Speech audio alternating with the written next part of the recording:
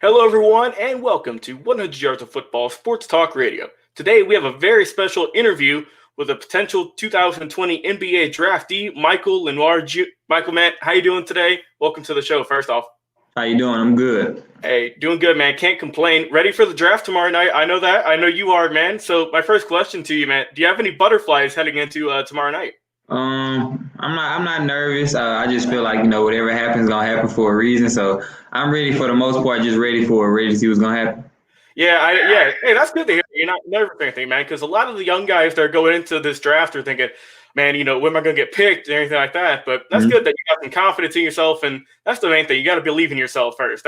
You don't have any confidence in yourself, it's going to be a long journey. But at least, you got that self-confidence. You're ready for whatever. But right. But before we start this interview, guys, if you like this video, we are live on Facebook, YouTube, Twitch as well. So be sure to like, comment, share, and subscribe.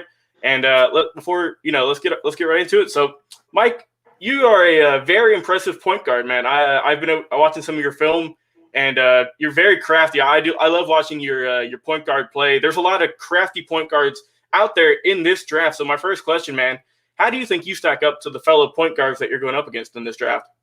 I feel like certain point guards don't have the speed that I have or the IQ that I have, playmaking ability. So I think that's what would put me up over most guards in this draft. So I think that's in the explosiveness too. So I think my IQ is a big reason why my game is the way it is. And yeah, I think that's what would be it. Yeah, I'm looking at a little profile for you here, and it's showing 5'11", 165. Is that around what you're at right now? Yes, sir. Go, cool. I saw that I was reading here that you gained around 30 pounds of muscle right before you were able to join the basketball league in 2019. So that's amazing that you were able to put on that much muscle. Do you attribute that to just some of your coaches? Did you just do that on your own? Decide one day, I got to put a little bit more muscle on, or where'd you decide to get all that strength from? What made you want to kind of push yourself over and get that extra muscle that's necessary to getting into the NBA? Well, I would say, my coach and his wife and my dad, for the most part, we knew going in and try to even play in the TBL and the next level, which is the NBA, I would have to have, muscle and, I have to be super strong because at the next level, those bumps and, guys holding on to you, all that counts. You got to be able to fight through that because, ref not going to really see everything all the time. So I got to be able to hold my own and be able to perform at a high level. Yeah, especially as a point guard where the ball is going to be in your hands predominantly. You got to be able to take some of those hits when you're driving to the basket and all that. So that's always, great jobs by your coach and all that, by his wife and everyone else, like you said, your dad also. So let's go back to the beginning, man. So you were born in Baton Rouge, Louisiana, but you moved to Dallas and the Fort Worth, Texas area when you were about age 9. So talk about your early life in there. What made you kind of realize, I want to play basketball one day? That you realize you're like, maybe one day I could go far in this. Well, I always had a basketball in my hand since earlier on because, my dad, I used to watch him play all the time. But what really made me want to take basketball serious is, just seeing how really natural that it came and how good that I can really be at it. And just my skills that I had early on and all the hard work. I knew I really could be good and wanted to be good at it because all the hard work and stuff that my dad had put me through, I never complained. I thought it was fun. I never looked at it as, oh my gosh, I got to get up tomorrow and work out. And I always wanted to do that type of stuff. So, that's probably it for the most part when I knew I wanted to be really good and take it serious. Yeah, that's what kind of separates a lot of guys in just getting drafted to the higher level is, are you willing to wake up at those 4:30, 5:30 a.m.s, and are you going to be happy about it? Or are you just going to wake up and just be like, oh, man, I got to do some more workouts today. I got to run these drills. I got to run 5 miles or anything like that. So that's good, man. You got that kind of Mamba mentality when it comes to getting your work in. So leading off that, who's one of your favorite players when you were growing up? Who did you kind of model your game after at a young age? Growing up, I used to look at a lot of old film of Isaiah Thomas from Detroit Pistons, Derrick Rose, like his first, second, third year in the league, one of the youngest MVP to ever get one. How he played explosive and how fast he was reminds me of me a lot when I pushed the ball. And Chris Paul, because he was down there in New Orleans playing for the Hornets, so I used to watch a lot of him. That's why I say I look at him how he breaks the game down and get everyone involved. And he's a pure point guard, a floor general. Yeah, a lot of, like you say, you good turn there with floor generals. A lot of guys who have really high basketball IQ. Isaiah Thomas, who we all know, gave Michael Jordan fits all the time back then in the 80s and 90s. Derrick Rose, before all those injuries unfortunately caught to him, was one of the most explosive point guards in the league in the early 2010s and whatnot. Mm-hmm. And then Chris Paul as well, who's everyone looks at as a for sure first ballot Hall of Famer and a man who just got traded to the Phoenix Suns the other night. So he's still going at it at, I think he's 36, 37. So he's still putting up numbers as well. Yeah, he is. He is. But yeah, so that's great that you model your game after all those guys. But I when I was watching some of your film, you're a pretty solid 3-point shooter as well. So in terms of 3-point guys, who would you say you like to shoot the ball after? And look, I'm gonna throw this one out there. Don't say Steph Curry. Anyone knows in that? Don't say Steph Curry. Yeah, nah. Steph is his own person. Like there'll never be another Steph Curry. But my team sometimes they tell me like Damian Lillard. I like to shoot from far, starting off with creating young minds. I used to shoot on the 3-point line. Coach Matt used to always tell me, every time you shoot on the 3-point line, we got frog jumps. He's like, we don't shoot on that line, So whenever you cross half court and you feel it, and I want you to shoot the ball, you know what I'm saying? So I've been practicing those long threes for over almost 2 years now, and now it's really natural to me, like it's muscle memory. So I'll say probably shoot like Dame a little bit. Yeah, Dame's one of the most clutch players in the NBA at the moment. I've always thought so. Even back in, I think it was 2012 when he hit that shot against Houston. Yeah, that's when I was like, all right, this guy's for real. And we've just seen it over the years how he's able to clutch up in those timely moments. And man, you got a nice touch to you from the 3-point line, and that's necessary now because like back when, like you said, Isaiah Thomas was playing, that wasn't really much of an afterthought. And even with Derrick Rose, up until pretty recently, he didn't have much of a 3-point shot, but it's always good to have that, in your arsenal and in your bag to pull it out to just keep defenders, on their toes. And so when I was watching some of your film, you have a pretty nasty crossover as well. So that's always pretty good. Would you say you model your game more kind of like a Derrick Rose, like you said, or would you like to, attribute your ball handling skills to more of like an Allen Iverson or a Kyrie Irving? I would say it's kind of a little bit of both because my specialty is pushing the ball and playing fast and being explosive, being that type of guy. Like every time I don't push the ball, I'm hearing it in my ear. Why you not pushing the ball, Mike? You too fast, you know what I'm saying? So like Micheal told me, if somebody in front of you, then it's an issue. You know what I'm saying? It's a problem. So I always should be going. But handles wise too, if we're in a half court set or something like that, like, I really never really pay attention to my man. Like I always know I could be my man, my handle superior. So I can say a little bit of AI and a little bit of, D Rose at the same time. It just all depends on the situation. Gotcha. Yeah, that's not a bad mix. I'll say that. So let's talk about your high school career a little bit. So you went to 3 different high schools. I'm going to try to pronounce this first one. You can help me out. Wasatch High School. Something like that. Yeah. Anything with X's right there, that's always going to be an issue. Yeah. So you went there. And then you also went to DeSoto High School and then finally Faith Family Academy for your last 2 years. So describe your high school playing career and how you kind of evolved your game throughout the high school years. Well, high school was cool. My first year with Waxahachie, it was great, but over there it was a lot of politics. People, I was a freshman on varsity playing, actually starting. So we had a lot of young players playing, but certain seniors, they were feeling some type of way, and that was what it was. I just didn't want to be around that type of energy. So DeSoto is where I went. DeSoto was cool. I love the school. I mean, I love the culture of DeSoto, but at the end of the day, it wasn't the right place for me to play and excel as a player. Right.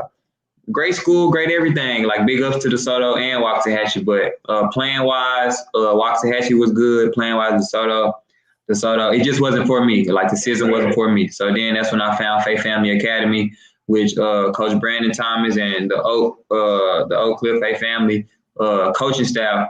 They felt like I was a great player because I had played against him previously when he was at Cedar Hill High School. We played against DeSoto. They played against DeSoto. So he already knew who I was and he knew I could play. So when, they found out I was looking for a new school, they wanted me. So I came in and I fitted right in. I was able to bring that winning culture there. My first junior year there, we lost in the first round of playoffs. And then my second year there, which is my senior year, we won the whole thing. We won and won state championship. So it was great there. Shout out to all three schools for, the hospitality and having me. But I love Faith Family the most. They let me be myself, and I came out on top with the state championship, which is my ultimate goal. Hey, you got the job done, and you were also able to get it done in the classroom as well. I'm seeing here you had a 3.5 GPA. So as a student athlete, and for all the student athletes that are watching our show right now, how were you able to balance your playing life on the court as opposed to studying the books? I would just put it like this to all the students out there, without your books, you can't do none of that. That's first. You know what I'm saying? Basketball not going to be here forever. Sports not going to be here forever. Your leg's going to give out one day, then you have to do something else. So my dad, he made that a priority anyway. You know what I'm saying? Like, none of that was allowed. It was strictly I had to get my books. And, he held me to a higher standard. And, I was on the National Honor Society and all that stuff. So it was real good. I mean, school, I like school in general. And I knew I had to buckle down and make good grades in order if I wanted to play basketball. So that was pretty much it for the most part. Yeah, that's something that coaches always say is that, grades always come first. Basketball is always second. And like you made a good point, man. If you don't have the grades, you're not going to be able to take that time on the court, or else you're going to be riding the bench. So I applaud you for getting that grades up, man. I just graduated college a little bit while ago, so I know that without even playing sports, having a good GPA is pretty tough. So I applaud you for doing that both on the court as well as in the classroom. So thank you. No problem, Matt. So you got the state championship, like you said, in your senior year, but unfortunately you weren't able to get any college offers, which made you come to the Creating Young Minds Academy. So coming out of high school and not having any of those college offers, what was your mindset? Were you a little bit kind of like down in the dumps, or were you still remain that kind of positive attitude? My coach, he tried to throw some stuff at me, with certain JUCOs and colleges, but I knew as a player that wasn't who I am. So I was taught when I was real younger, never settle or never compromise for nobody if you really know your worth. So me and my dad, we thought it was in best interest to go play with Coach Matt at his organization, which was Creating Young Minds Academy. It was a great prep school mentioned to me. So we went over there, and I felt like it was home. I felt like it was another place I can come out and be me and excel as a player and get bigger and better. So that's what we did. I mean, I wasn't really down on myself because I knew I finished my goal. I mean, I got the goal that I wanted, which is the state championship, and I knew what my next goal was. I knew that wasn't really going to be easy, especially being who I was. I'm not the top-ranked 5-star or 3-star, none of that. So I knew at the end of the day I had to get it out the mud, some way, somehow. And I was the underdog, so I knew it came with it. I really didn't. At the end of the day, stuff happens. Life, everything happens for a reason. So it's no time to pout. It's all about what you're gonna do about it. So I just moved on to the next step, and that's what it was. Yeah, you were driving, man. I'm happy that you were able to ball out.